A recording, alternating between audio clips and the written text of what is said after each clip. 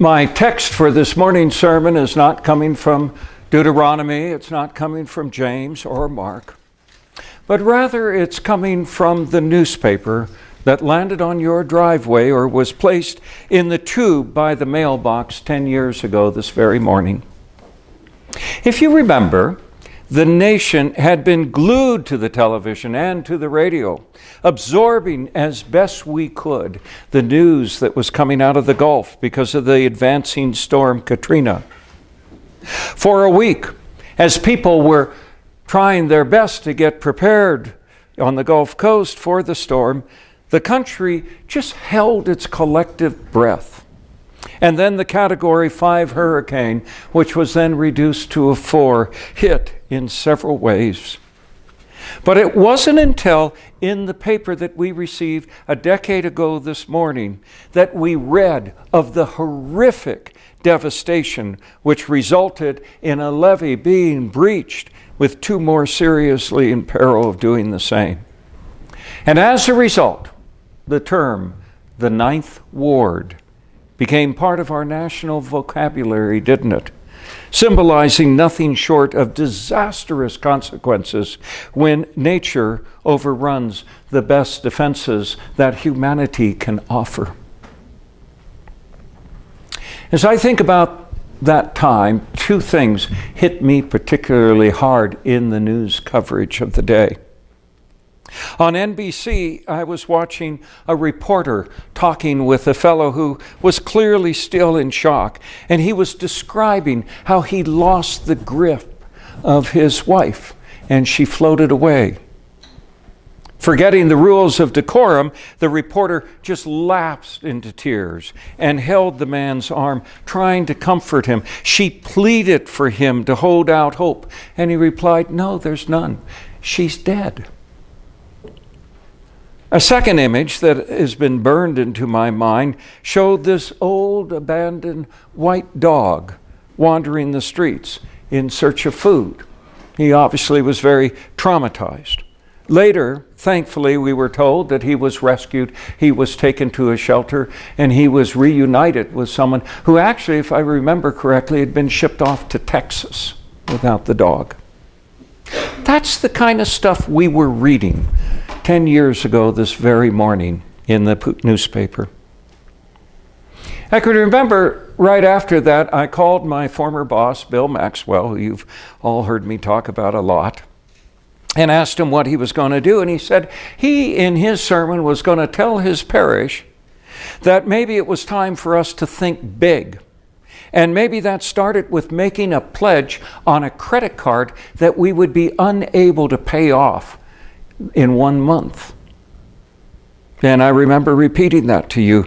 And so we did what the people of God often do. We did big things. We gave to Episcopal Relief and Development. We gave to the International Red Cross. And then out of this parish in particular, we gave a lot to Best Friends Animal Sanctuary, an organization, along with a lot of other ones, cared for all those lost dogs and cats, getting them either reunited to their owners, or if their owners had moved away or died, sending those dogs and cats all over the country to new homes.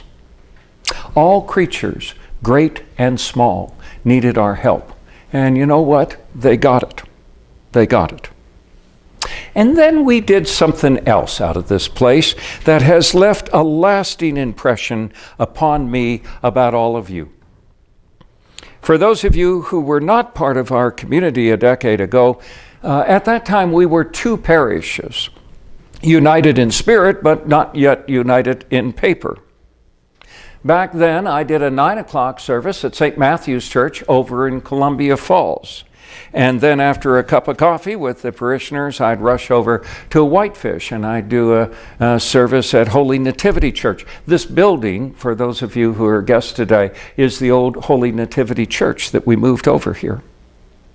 And then during the week, save for one day over at St. Matthew's, I spent time in my office in the old rectory, which was next to the church. And Mary Alice's office was in the dining room, and the living room served Cynthia as our place for Sunday school. And then upstairs, the other bedroom that was just down the hall from me served as the library.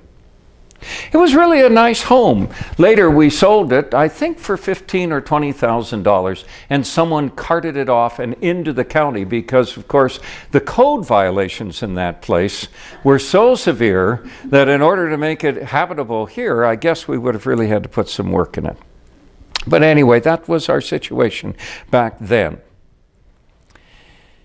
I don't know where it came from. I know I was part of the conversation, but I don't know where the idea came from, but it started to bubble up. And it was this, in the wake of Katrina. We had a house, and there were 75,000 people at that particular time who were in shelters. People down there in the Gulf. Why not offer our house, our rectory, to a family? Free. No strings attached. Fly them up here, completely furnished.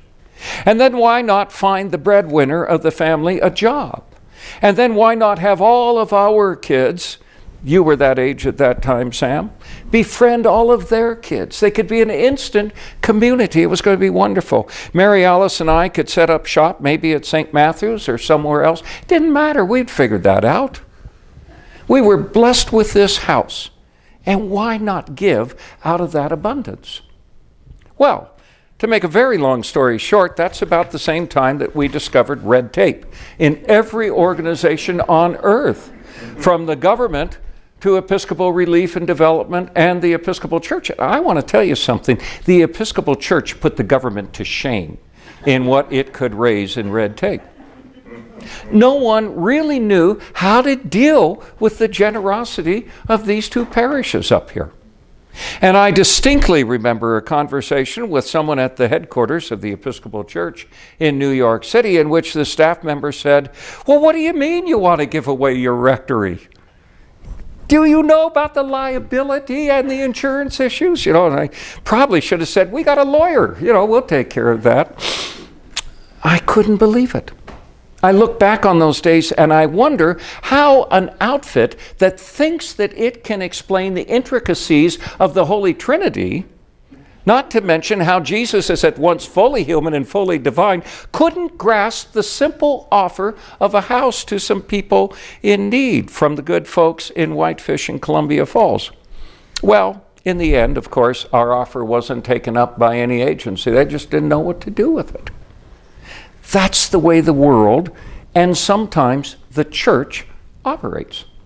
And it can be frustrating. In the collect for the day, we heard ourselves pray to God to bring forth in us the fruit of good works. Sometimes good works just in themselves take all the attention, all the press. For example, this place is really known about being unfathomably generous. We really do give to the communities like there is no tomorrow. And our reputation in this diocese and in our towns is that we really do give out of an abundance of our blessings and never from the fear of scarcity. And boy, does that show. Kind of reminds me of my experience when I was a young priest at St. Mark's Cathedral in Salt Lake City. The dean of the cathedral, Bill Maxwell, who many of you know I absolutely adore and quote all the time, and I decided that we needed to have a food pantry. And so we went over to Albertsons, and we did that in particular because there was a Baskin and Robbins across the street where we'd go congratulate ourselves on coming up with great ideas. And a Dunkin' Donuts 1 block away from that. So by the time we got home, we could be pretty well fed. But we went over to Albertsons, and we bought case upon case upon case of generic food. Do you remember when generic food had those white labels and then just the black lettering said pork and beans, and it was pork and beans? We loaded up this pantry with all this food, and then we said, well, let's just give it out.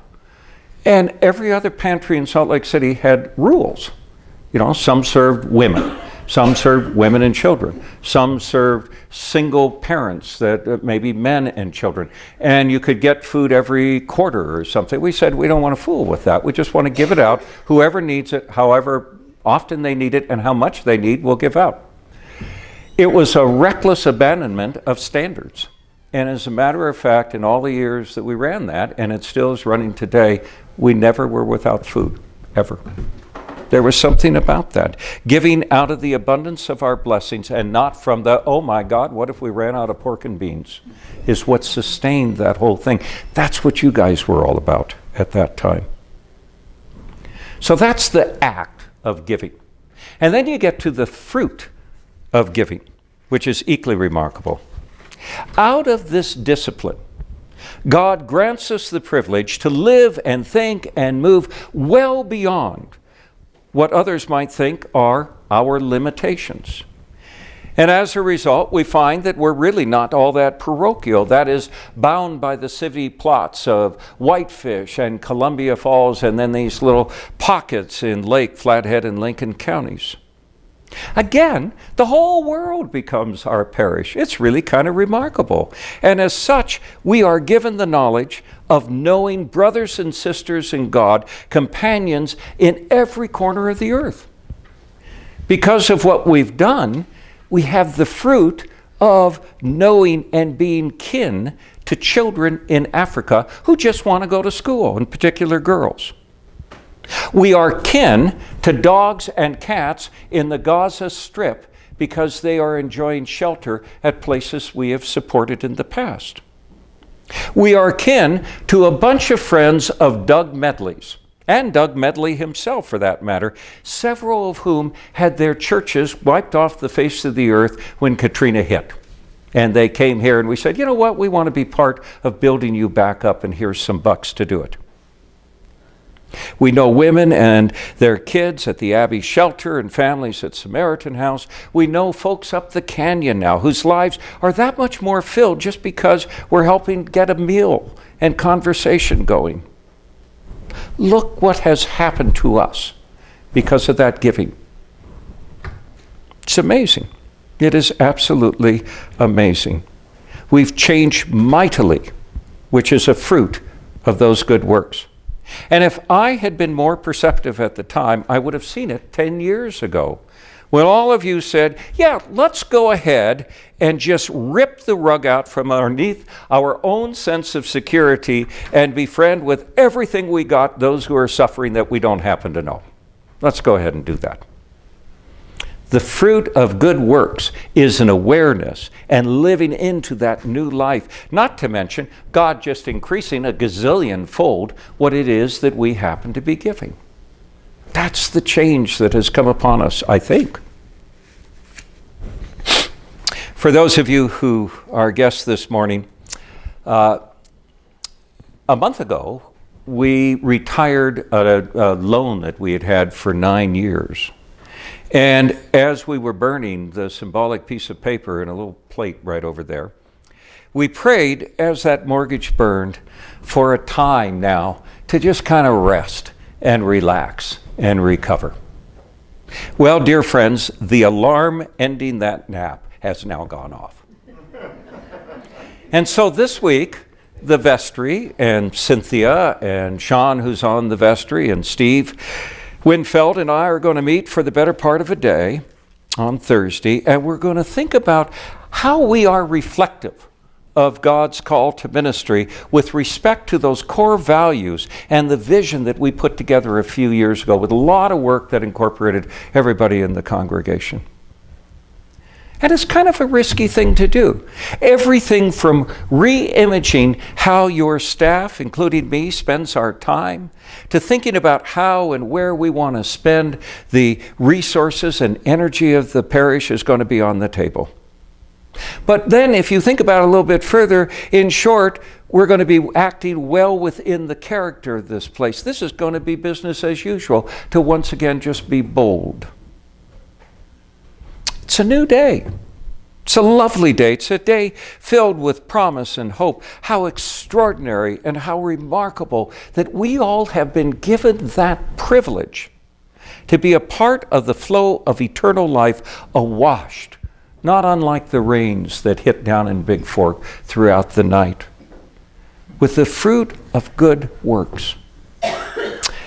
That is what happens when a parish like this decides to give away the farm. Every time we do that, though, we just get a bigger farm in return. That's what we're banking on. Amen.